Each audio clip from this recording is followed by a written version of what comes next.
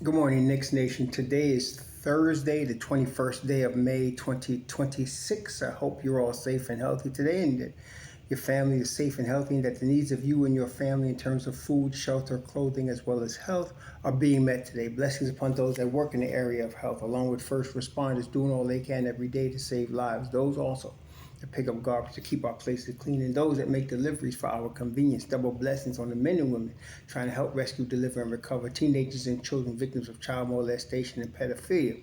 Those that are helping the victims of prostitution, child prostitution, pornography, human trafficking, and sex slavery. Double curses on all the perpetrators, profiteers, and perverts that create demands that cause these industries to exist. Finally, double blessings on the homeless.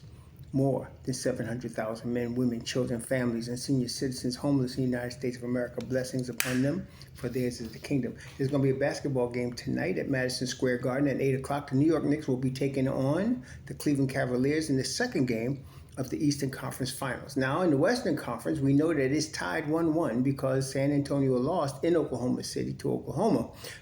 But at the end of the day, San Antonio got what they came for, a split in Oklahoma. And so now it's tied 1-1.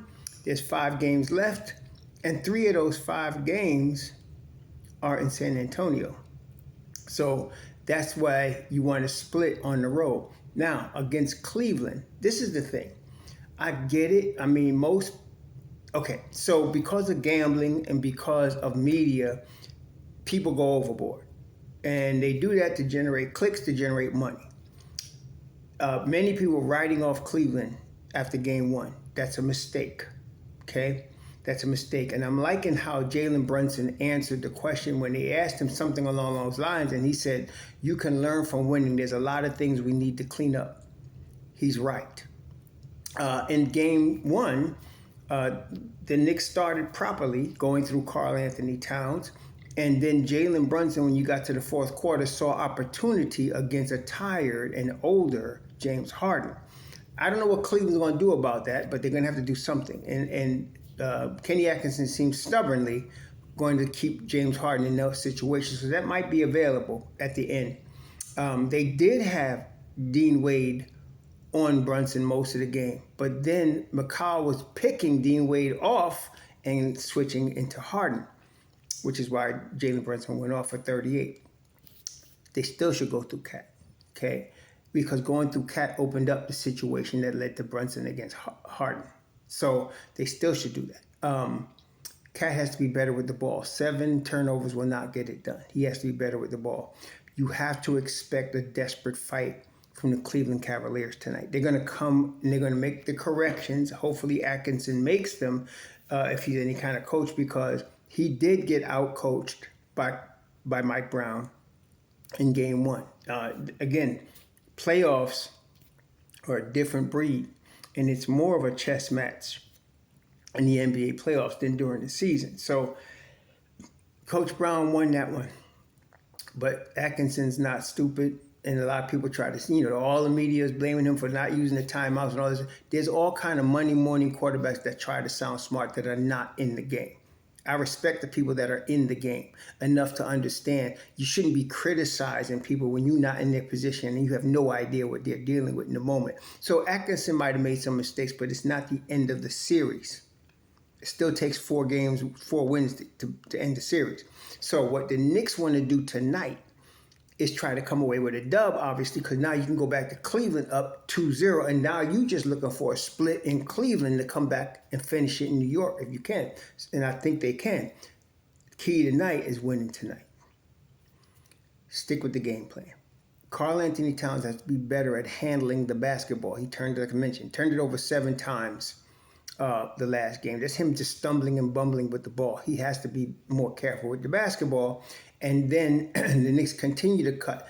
Cleveland did a good job cutting off the 45-degree angle cuts, the Princeton-like cuts that the Knicks were doing in game 1. But again, in trying to defend that, they tired themselves out so that Brunson was able to go off in the fourth quarter. The Knicks should still attack that way. one of the things we can expect tonight is a better shooting performance from the Knicks. They had not been shooting the ball well.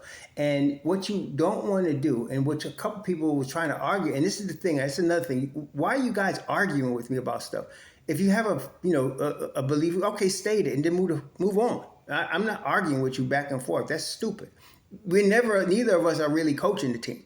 But at least I have a track record of calling what they should do and then them doing it. Okay? But some people were calling for Josh Hart to sit because he hasn't shot the ball well. Josh Hart's a 40% three-point shooter. This is the playoffs. So yes, it's not as good, but it's not going to stay like that. And that's the good thing. You don't sit him because he had a bad game one shooting. It's stupid. He brings too many things to the table that you're going to get. Now, yes, Shamet came off the bench and did his thing, but look, the whole premise of the roster is the Don Leon Rose getting talented players cheap. Shamet is an example of that. Okay, he got a value that's more than what he's paying for Shamet. The same you could be said with Mitch Robb, with Deuce, with Jordan Clark. The whole bench is like that. Okay, he's getting players below the value, and he's getting to perform above value. That is Coach Brown is. So keep Hart in the starting lineup, like he's going to probably do tonight. But Shamet was an example of what we talked about in terms of wild cards on the Knicks. The whole bench can be a wild card on any given night. Mitch Robb, Deuce, Shamet, Alvarado, Jordan Clarkson, any of them could go off on any given night. So Hart continues to start. If Hart is knocking down his three-pointers, it's going to be tough for Cleveland because they got to double, which they were doing, double Karl Anthony Towns when he gets the ball on the side or at the top of the key. But if you double him and you leave Hart open and Hart is knocking down that three, that's classically what we call making them pay, right? He's making them pay for trying to double Towns. Then, of course, the Knicks, because they keep coming at you, they wear you down. In the course of a regular playoff game, they do this. But because Cleveland was coming off a Toronto 7-game series, and then the 7-game series, they just beat Detroit. 2 tough 7-game series. So because they're coming off that, it wears on you. And the Knicks are built for that. Okay? So that's also in the Knicks' favor. So we got to stick with the game plan. They got to stick with going through Towns. They got to look for the opportunities. And tonight, what they really want to do is make sure they're knocking down their threes. Now, in the last game, we could say, all of the complainers and whiners about Mikal Bridges need to shut up. Because forget them 5 picks. Homeboy is playing. He's balling, and he was shooting the ball at a high level in the last game. And of course, because he is the road runner, he was running. Mike Brown mentioned it. Him running the floor caused Cavs to wear down because that's what he does. He runs all night long. So that's what you want. So he keeps doing that. It's going to open up the floor. I mean, he shot 4 threes the other day. It was 2 of 4, 7-11 from the field. Very efficient. Played great defense. And so we need him to continue being playoff Mikal.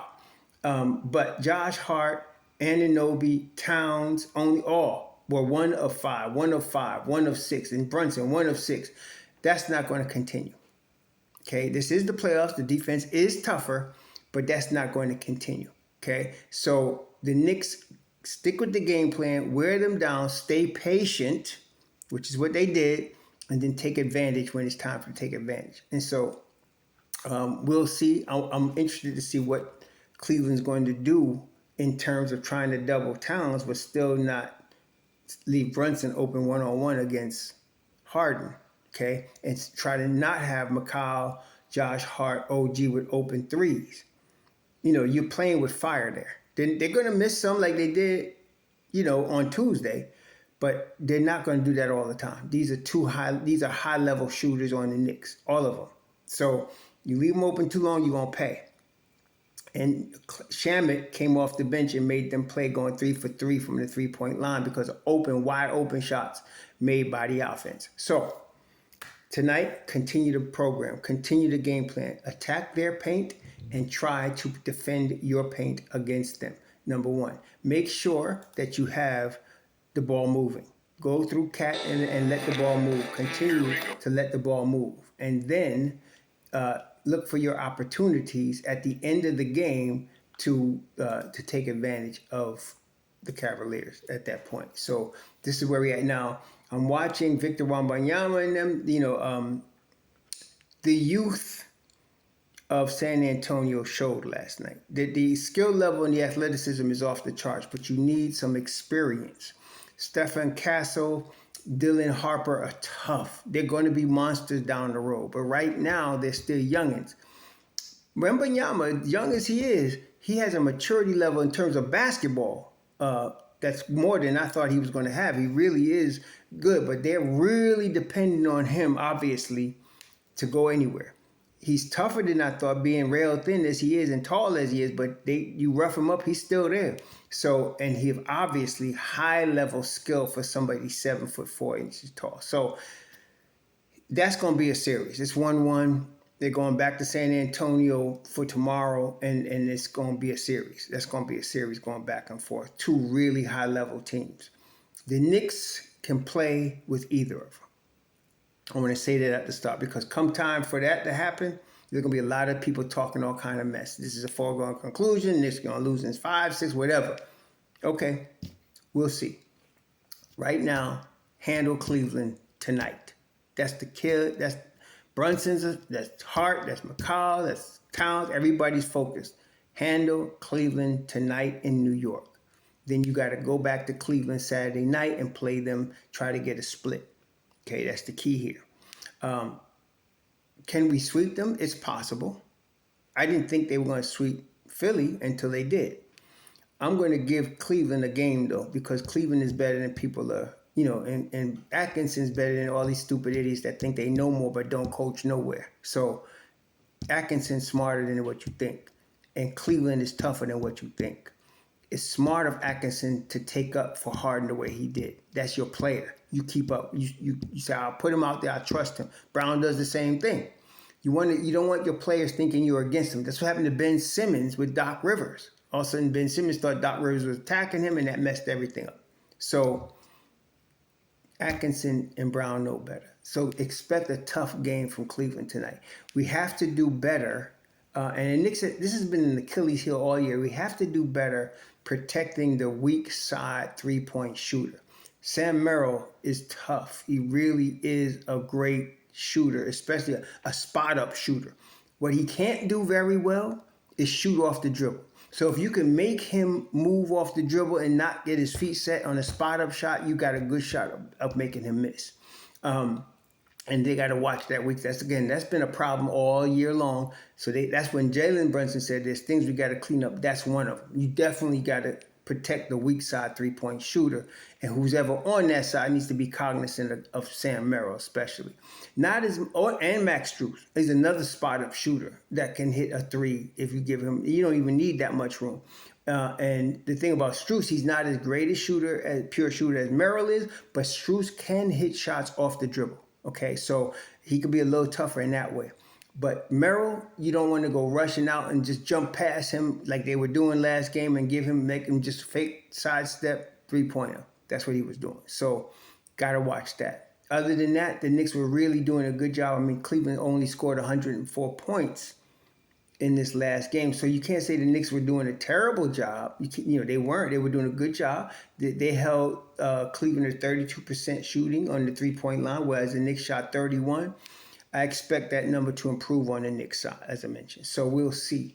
I like the chances. It's better to be up 1-0 in your own building in game 2 than to be down 1-0. So the Knicks are up 1-0. That's the most important thought. And then follow the game plan, and let's get this second dub before we head back to Cleveland. Y'all enjoy. It's supposed to be Memorial Day weekend this weekend. Please be safe. A lot of people are going to be in problems this weekend because they're out in the street and nothing good happens out there, especially after midnight. Be safe. Enjoy yourself. Enjoy your family and friends. So.